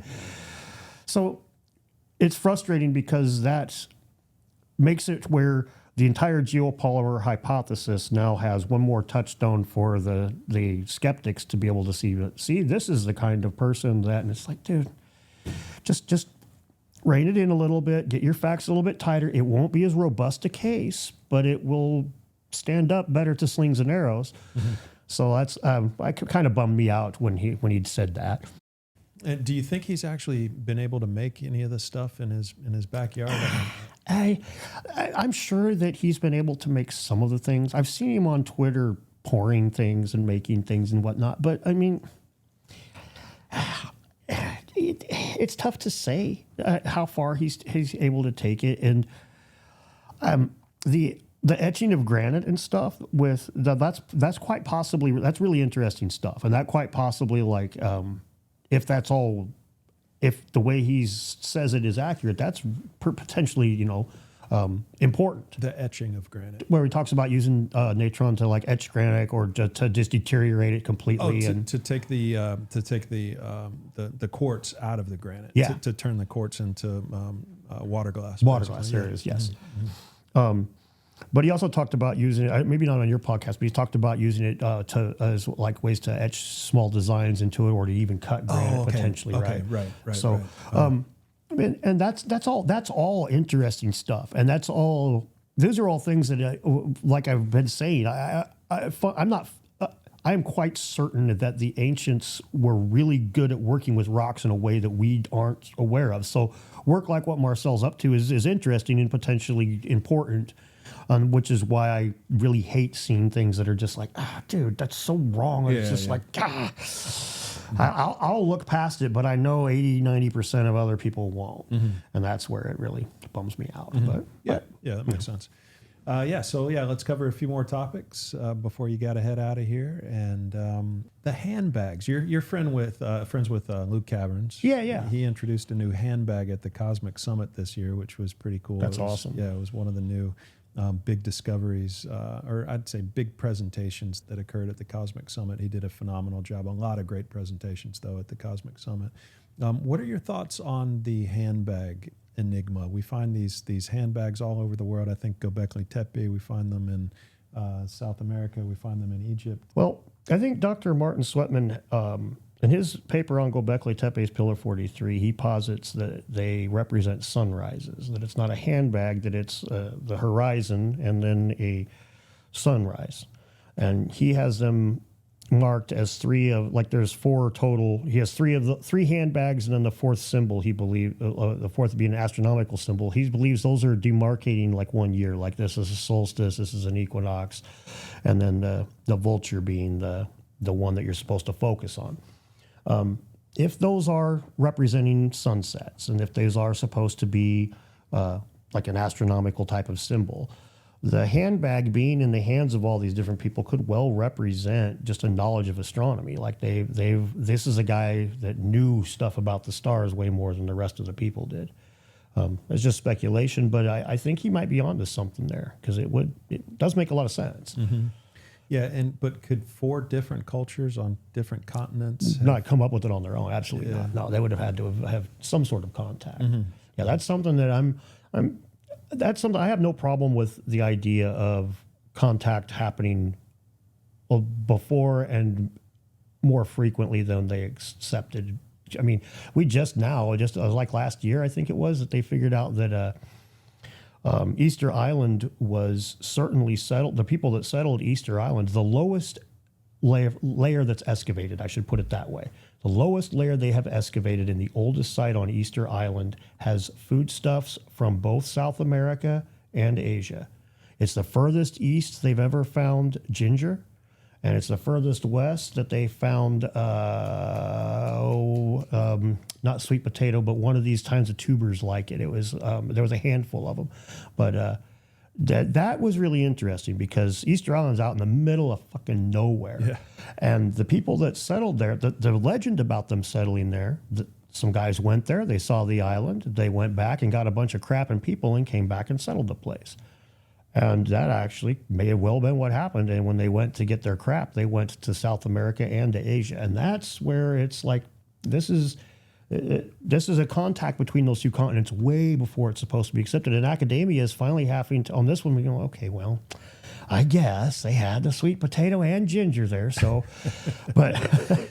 So as I look at South America and look at Easter Island on this map, when you look at Easter Island out here in the middle of nowhere. What appears to be, if the sea level was a little bit lower, you could imagine that all of these little islands out here would have been above water. We know the sea level was 400 feet lower at the last ice age, right? Yeah. So you see basically what looks like it could be a land bridge going all the way from South America to Easter Island. Interesting. And I just found this on Google Earth just randomly. Just Holy looking crap! at it. Yeah, that's interesting. It's crazy. Even if it wouldn't be a land bridge, that would be a whole lot easier to traverse if there was a chain of islands. Exactly. Yeah, way easier. Yeah, easy to navigate for sure. But it looks like it's been elevated to the point where travel would be very easy. Yeah. From South America, and then as you look and you go all the way over to Easter Island, you can see that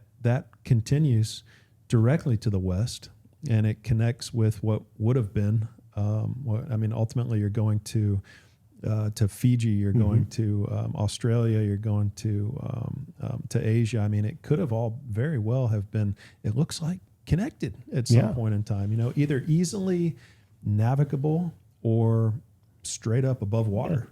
maybe not above water, but you're like swimming to islands. Yeah, you could. Well, it wouldn't be too difficult to figure out, and that's awesome because I hadn't even noticed that before. That's crazy. It is crazy. It's absolutely crazy. It's like a direct line to Easter Island and then straight across the ocean. But how does that impact your thinking on? Well, Easter Island, Rapa Nui, was supposed to be the navel of the world, right, to the Polynesians. Yeah. If it was part of a continent or a chain of islands, that would make a lot more sense. I mean, hell, that could be Atlantis. Like I told you, it's one of my pet theories for Atlantis. It's the one that I put on my channel was the Proto-Polynesians. Well, that could have been their home island, and then everything went to hell, and all that was left was this little chunk sticking above the ground. And so, but that kind of supports what you're saying about on Easter Island there being what was ginger from South America and ginger from Asia, and from South America. Stuff from South America, tubers. Yeah. Polynesians are kind of big on that. That's they don't tend to bring. Back in the day, they didn't bring seed crops around with them very much, unless they could grow it in a pot at sea. They tended to bring tubers because they were easier to transport. Just throw them in a pile on the boat, and then when you get there, plant them on the ground, you're good to go. So that's ginger being one, right? It's really interesting that's having that all show up in one spot. I like what you said there. You don't even have to be a whole continent. Just the fact that Easter Island would have been this to that, and then it's whittled down to this, and then all this surrounding crap. If these people this is what they occupied. The centuries later, it could have been land, water could have been recorded as concentric rings that it was talked about in Plato's version, right, where it's Rychat style. Wouldn't necessarily be a crazy thing to think that it would get telephoned into that over a few centuries. It's amazing to imagine what the Earth could have been up to back in that day, and to see some of these structures that we think we know the age of. But how did we really get to Easter Island to make these statues and to do some of these things out in the middle of nowhere if it was done when we said that it was done? Yeah, and why? It's one thing to say this was a big tomb or a big pyramid, but the Moai, they just kept cranking these things out. And that, like the first 7 that they've got with the 7 sages, I think they even call it, where they're all facing out to sea and looking at the stars, like those are the ones you feel like they would need to have. Yeah. And then everything else after that just seems kind of superfluous, but they just kept on trucking, and that's weird. You don't really see, like you see communities that do things like that throughout history, but not on that scale. Usually it's something much smaller than that they're really just, the only other thing I can think of that comes to mind, and even they weren't as crazy about it, was the, I can't think of Sardinia, and it starts with an N. There's these big round circles of rocks that they found in Sardinia, and there's just tons of them, noggles, something or other. But they're fortifications / settlements / tombs. Nobody knows for sure, but they're just pockmarked the island, and that's weird. But most places you don't really see it. I mean, it's one of the things that Hancock rightly points out with the temples on Gigantea is there's just too damn many of them. There's way more than there should be. Yeah, well, we've got just a few minutes left, so we've got maybe 20, 30 minutes left. So I want to give the audience, my audience and your audience, maybe something that they haven't heard from you before. So I know that you mentioned that you haven't gone much outside of the planet Earth. Yep. So it might be cool to talk a little bit about maybe the moon or Mars and kind of get your thoughts on some of the less terrestrial, Sure. interesting things that are happening. Where would you start? Mars is probably the good one for me, my favorite as far as that stuff goes, because there's no question NASA's been playing games with that one, and that's just. And I'm not even necessarily talking about the face on Mars, although the face on Mars has definitely been part of it. But just right off the bat, the smoking gun one, the one that like got me to looking at that stuff a second way, was everything's filtered. Everything on Mars is orange filtered. Everything, and why they do that, God knows. But they do it. Everything's filtered. So everything's a little bit edited. NASA likes to edit their photos. I don't really know what the hell's up with that, to be honest with you. That's the kind of thing that's really just, it's just, maybe it's good. Don't they have a department that edits the photos? Don't Yeah. they have a group of people Yeah. that's dedicated to just editing photos? And you would think they would have a group of people to like dedicated to PR. It would be like, hey, that's some stupid shit. You guys cut that out. You know, that might have flown in the 70s, but little Timmy's got editing software on his computer that'll undo what you're doing in here. Right. And that's where it really went to hell. And then the face on Mars is a funny one because people that are younger, they really just look at it and laugh and call it pareidolia. And they don't really understand that not only was this a big thing in the day that it was a thing, when it was first discovered and talked about in the early 90s, it was like huge news.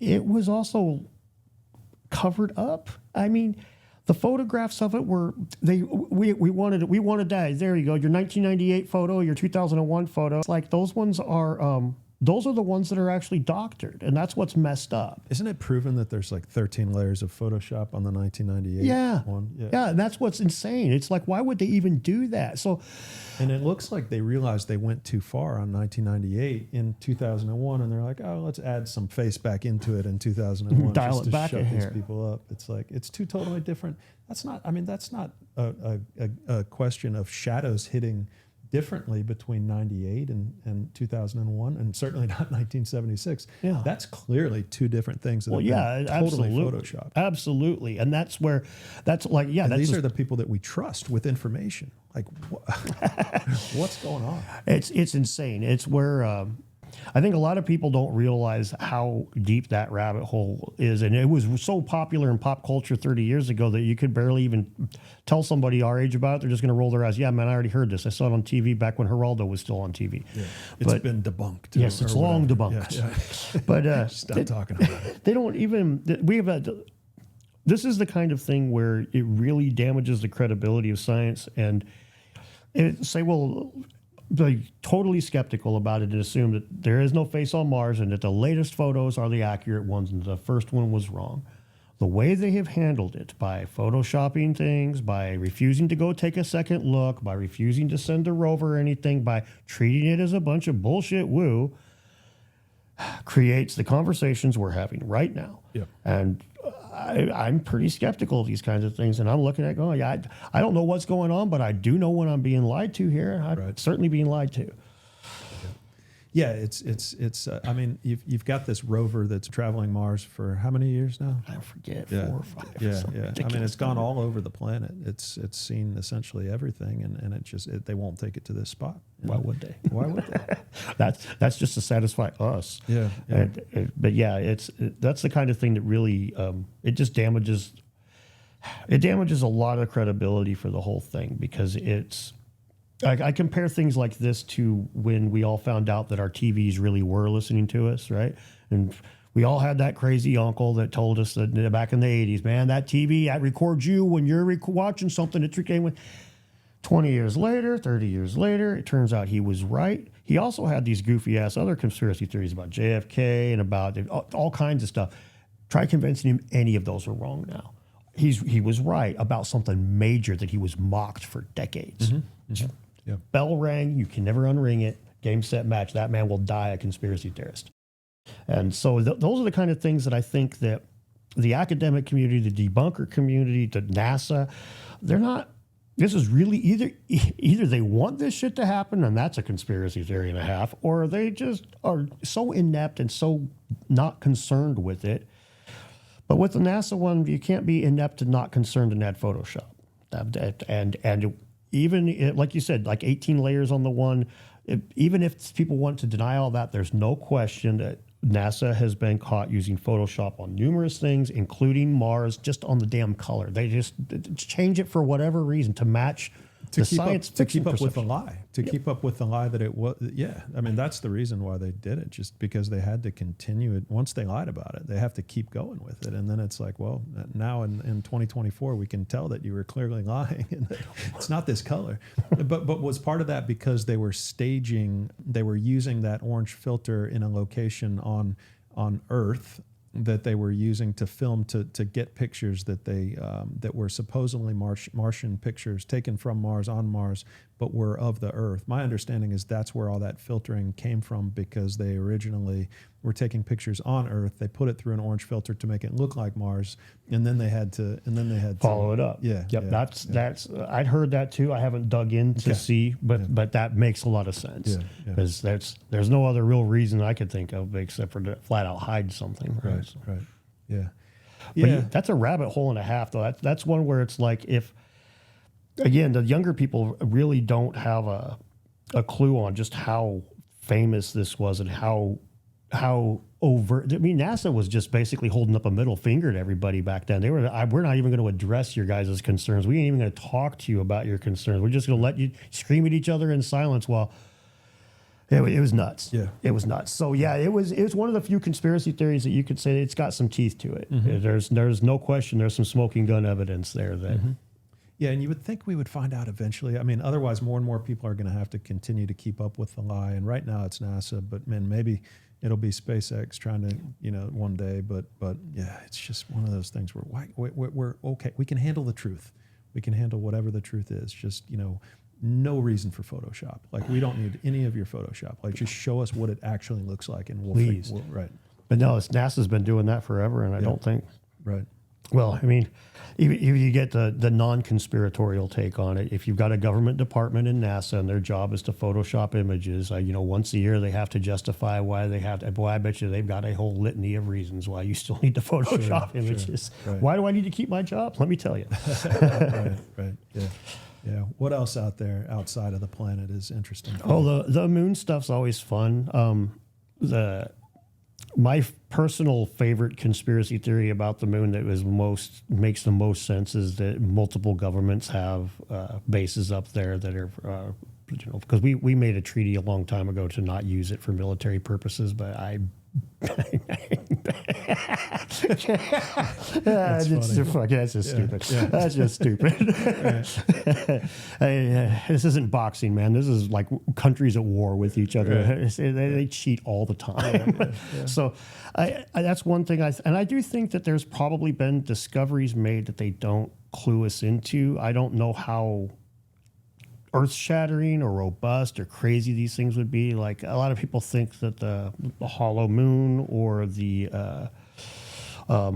there's a space station on the backside of it, that like a base that was like there for way longer than we've been around or whatever.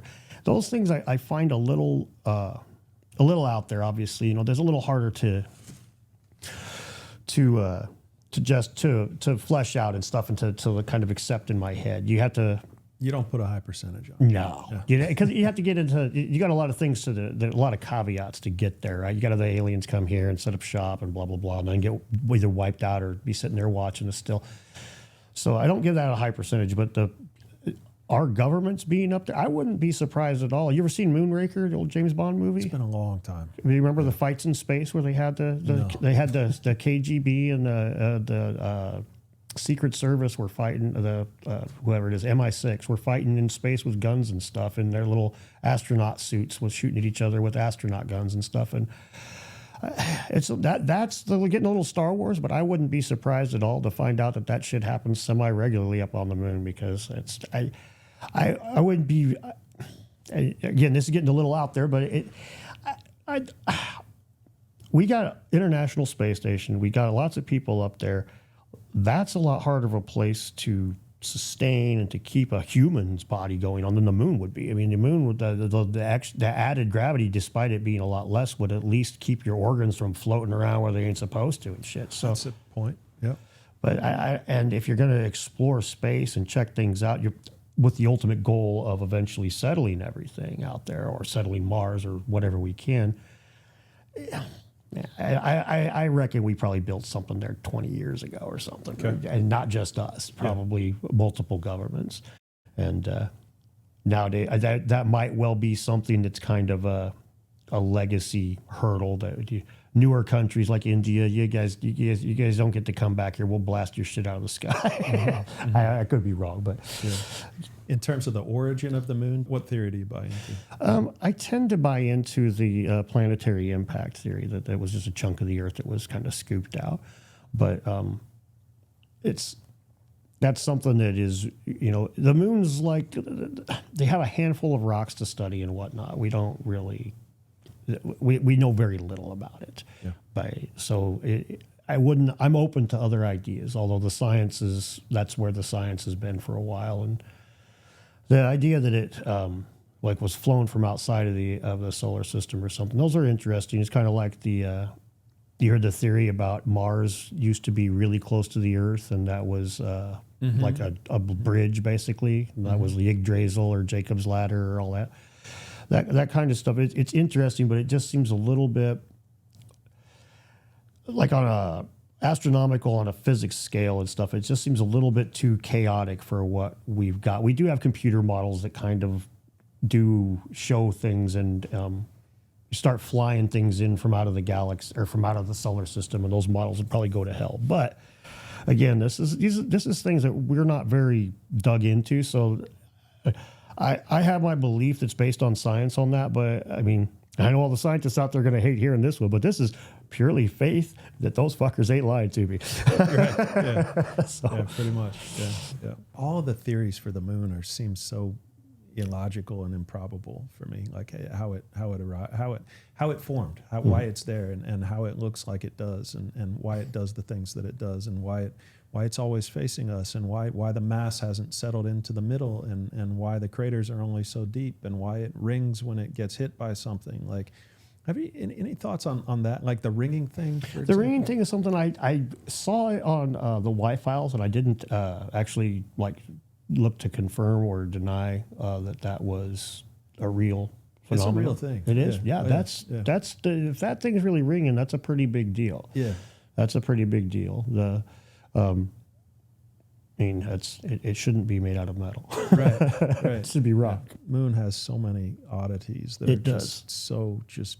but to have it happen by chance is, for me, just very low odds. Yeah. I just put odds to things. I'm not saying it didn't happen by chance. I'm not saying, it's completely natural. It's just to be essentially the exact same diameter in the sky as the sun, and to have the perfect angle of the orbit to essentially to sustain life and to create tide and to just keep cataclysms to a minimum. There's so many weird things, and you think about the depths of the meteor or the impacts rather. It just makes you scratch your head on that one, for me anyway. It's something I want to keep exploring on the show to hopefully hear other people's. Well, if the ringing things, if that's true, and the craters are really shallow, I mean that's worth looking into, because that definitely would just kick the crap out of the traditional explanation. Yeah. You should look into this. Yeah, I will. Yeah, I definitely will. And I'm sure that some of you out there right now are like, "Woohoo! Dan's going to make a video about this one. It's coming. It's coming." One of the things that's worth mentioning, what would you call it? I forget the name of the damn argument now, but it's basically it's like